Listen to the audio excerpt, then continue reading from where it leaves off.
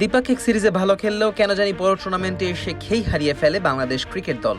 পঞ্চপাণ্ডব খ্যাত সাকিব, তামিম, মাশরাফি, রিয়াদ, মুশফিকদের যুগ থেকে বর্তমান সময়ে এসেও তাই কোনো বৈশ্বিক শিরোপা জেতার সৌভাগ্য হয়নি টাইগারদের। এবারের এশিয়া কাপের আগে যে শ্রীলঙ্কাকে তাদেরই ঘরের মাঠে হারিয়ে টি-20 সিরিজ জিতেছিল বাংলাদেশ, সেই দলের বিপক্ষেই এশিয়া কাপে বড় হারে গ্রুপ পর্ব থেকেই ছিটকে যাওয়ার শঙ্কায় লিটন দাসের দল। আর এ প্রসঙ্গেই কথা বলেছেন লঙ্কানদের সাবেক cricketer Parvez Mahruf.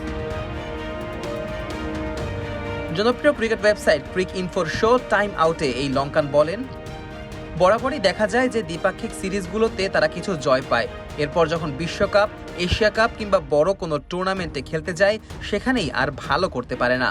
Match cover করতে গিয়ে বাংলাদেশের অনেক খেলাই আমি দেখেছি, ওরা চাপের মুখে পড়লেই ভেঙে যায়, সেটা সামলাতে পারে না। অথচ আপনি প্রত্যাশাই করবেন চাপের মুখে যেন ব্যাটাররা ভালো খেলে, যেখানেই বাংলাদেশ আশাহত করে থাকে।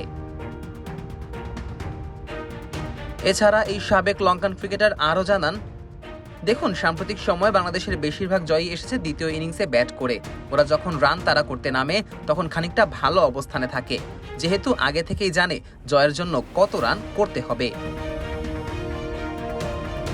অন্যদিকে শ্রীলঙ্কা বাংলাদেশের এই ম্যাচে প্রথম 14 বলেই কোনো রান তুলতে পারেনি টাইগাররা, যেখানে শূন্য রানেই আবার দুই ওপেনারই প্যাভিলিয়নে ফিরে গেছেন। এ প্রসঙ্গে মাহরুফ বলেন, শ্রীলঙ্কার বোলাররা প্রথম 2 ওভারে যেভাবে বোলিং করেছিল বাংলাদেশের পেসারদের কাছেও কিন্তু আপনি তাই প্রত্যাশা করবেন। আমার মনে হয় এই ম্যাচে বাংলাদেশ চাপ নিয়েই খেলতে নেমেছিল, তারা জানতো জয়ের কোনো বিকল্প নেই, এটা বাঁচা মরার লড়াই।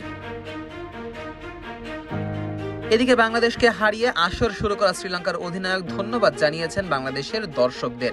তিনি স্পষ্টভাবেই জানান, ম্যাচের এক পর্যায়ে তাদের দেশের দর্শকদের পাশাপাশি বাংলাদেশের ভক্তরাও তাদের সমর্থন দিয়েছে।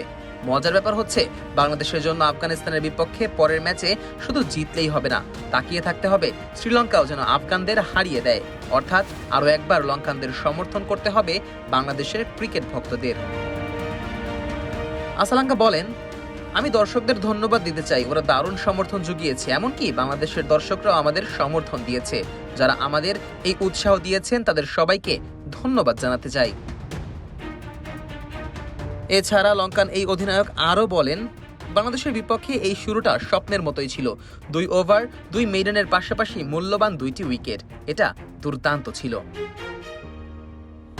বাংলাদেশকে হারিয়ে আসর শুরু করা লঙ্কানরা গ্রুপ পর্বে নিজেদের শেষ ম্যাচে আফগানিস্তানের মুখোমুখি হবে। যে ম্যাচেও লঙ্কানরা যাতে জয় পায় তারই আশা করবে বাংলাদেশ। যদিও এর আগে টাইগারদের নিজেদেরও বড় ব্যবধানেই হারাতে হবে রশিদ খানের আফগানিস্তানকে, তবেই মিলে যেতে পারে সুপার 4-এর টিকিট। অন্যথায় বৈশ্বিক কোনো টুর্নামেন্টে আবারও হতাশার বিদায়ী ঘরে ফিরতে হবে বাংলাদেশের ক্রিকেট দলকে। Najmus Sakib, on field.